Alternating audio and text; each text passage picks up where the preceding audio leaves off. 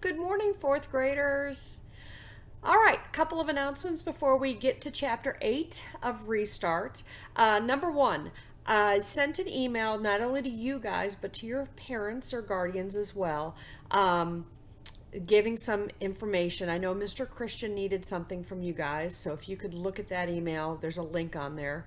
And I also am setting up a Google Classroom, so I sent an email that had a code in it, but you should have also gotten an invite on your District A7 email. Remember, use your number at students.districta7.org. And if I'm wrong, I apologize. Trying to figure out the best way that we're going to stay connected because I think that's really important. I'm even going to try and do some virtual meetings so that we can get together and see each other's faces because I miss you guys. I wasn't ready for this. I was ready for spring break next week, but not this. So I want to see your faces, which is why, if you do something fun or you want to take a selfie and send it to my email, I'd love to see it. So check your emails, check for those, and we're just going to keep plugging away. We are on chapter 8 in Restart, and this is great because now we're going to hear from Chase again. And remember, Chase has no memory of what kind of a jerk he was.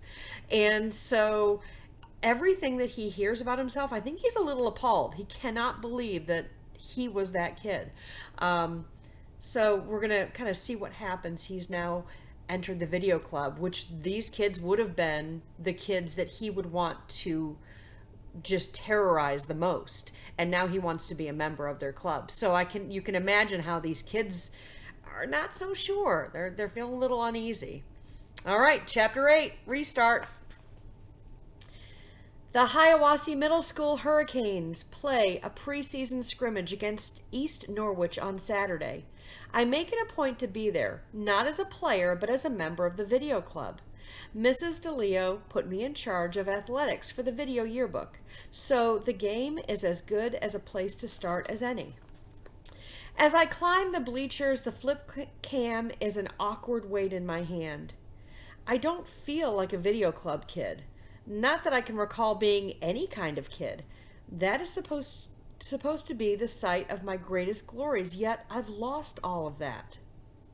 The sight of the players on the field doesn't bring back a rush of gridiron memories. I guess I always pictured vast crowds cheering my name, but there isn't much turnout for the scrimmage. Maybe a couple of dozen kids and a handful of other people scattered around the stands. I raise the camera and shoot a couple of plays. Brendan said I was a natural filming how to clean your tricycle. That was easy, though. That stunt at the car wash was the craziest, funniest, most bizarre thing I'd ever seen. I honestly couldn't look away, and since I was watching through the camera viewfinder, I captured the insanity from start to finish. It would be wrong to say I had the time of my life, since I can't speak for my life before the accident. But it was more than enough for Brendan to convince me that video club was the place for me. A foghorn voice drowns out the PA announcement, broadcasting over the loudspeaker. "Champ, over here!" It's my dad, sitting in the fourth row with Helene. "I never miss a game," he exclaims, assuring me that he was here on the 50-yard line, week in and week out, all through the 28-year gap between his state championship and my own. Helene's running and turning into a real fan, too. My half-sister has set up an impressive array of dollhouse furniture on the metal bleachers and is playing with a couple of Barbies. As far as I've seen, she hasn't looked in the direction of the field once. For such a big Hurricanes fan, Dad sure doesn't seem to have any fun watching them play. The longer we sit, the darker his mood gets, blackening and lowering until it hangs over him like a line of thunderheads. "Did you see that?" he complains. "The left guard is supposed to cut block on that play. Otherwise, there's no hole for the running back." Or, "Our quarterback doesn't see the field. He has a man wide open in the end zone." Or, "What kind of tackling is that? Did you used to tackle like that? I never tackled like that." I don't remember anything about playing football, I tell him, honestly, zooming in tight on the huddle. So I have no idea how I used to tackle. Yeah, well, it was a lot better than that, he snorts. You used to wrap up your man and bring him down properly. By this time, the Hurricanes are on the wrong end of a 24-7 score. It's funny. I've forgotten everything about my own football career, but I know the game itself. When I shoot the footage of the action on the field, I get what the players are doing, or at least trying to do. Either East Norwich is all universe or this year's Hiawassee Hurricanes aren't a team of destiny. I have no idea how good I am, but it's hard to believe that one person could make up the difference between those stumblebums and last year's state champions. We're out of sync, I observe.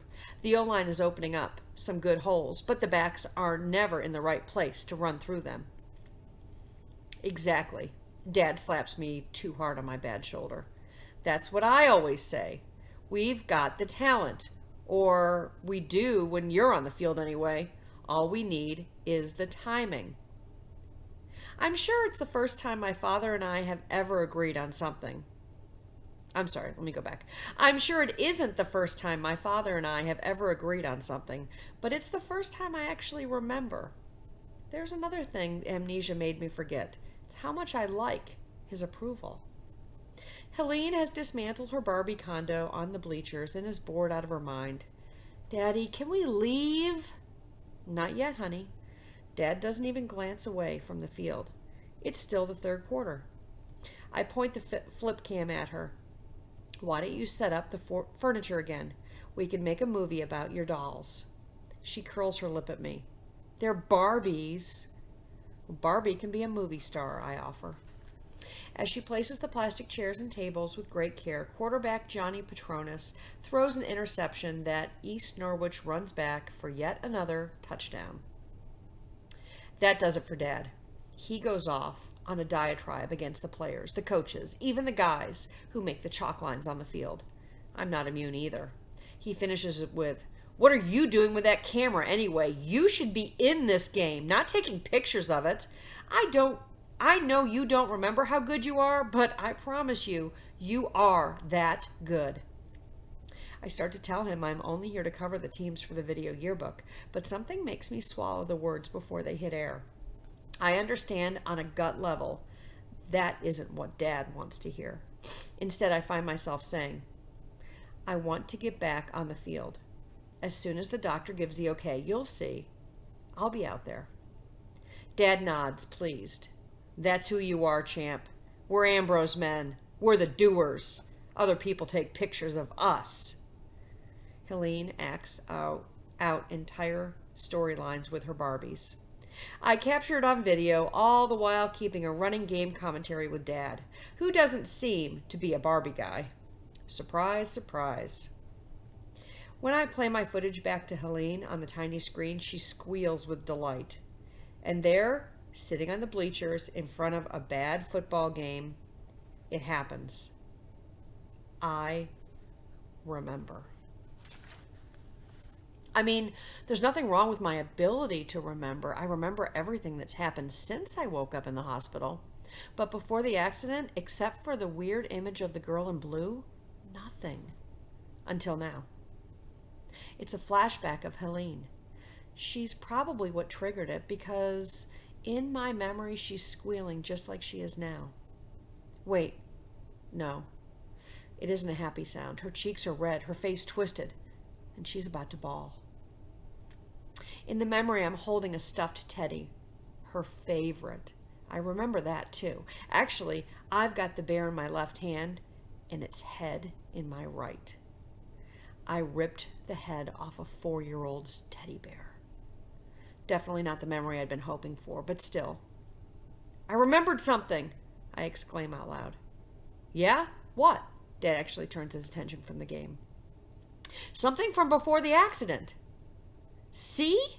He's triumphant. I told you there's nothing wrong with you. You'll be back in commission in no time. And man, do we ever need you out there. On the field, our halfback takes a handoff and is buried under a pile of East Norwich jerseys. Dad looks away, so he misses it. A tiny gap in the weak side of the defensive line. Our guy could have hit that. I would have hit that. A stutter step to the left. That's what I would have done. Juke out the linebacker and gone, my shoulders shimmying as I make the imaginary cuts in my head. I see it now. I was a player. Correction, I am a player. And as I picture it, the image of the headless teddy bear starts to fade. After all, it was just a stuffed toy. Helene is perfectly happy now. No harm, no foul. I'll bet she's forgotten it ever even happened. All right, that is the end of Chapter 8. Chapter 9 is also by Chase, so we will find out a little bit more. He's starting to... Well, he had a memory. That was big. A memory from before the accident. Not sure if it's the memory that he wants to have. It doesn't sound like it's a memory is proud of. But he's also now seeing what his dad really values. And his dad really, really values Chase as a player. And kind of those glory days that he had when he was playing football in high school. So kind of an interesting relationship he has with his father. And I can see him just kind of really trying to win his dad's approval. Doesn't even bring up the memory of what happened. So that's very interesting. All right. So today, challenge. I want you to try and get on and see if you can log into Google Classroom. Be patient with me. I'm trying to learn it too, so I'm not quite sure exactly how to do everything, but I'm going to learn. And we're going to see if we can't get each other connected so that we can just be able to see and stay and communicate and just feel like a class again. All right? Take care, guys. I will talk to you tomorrow. Bye.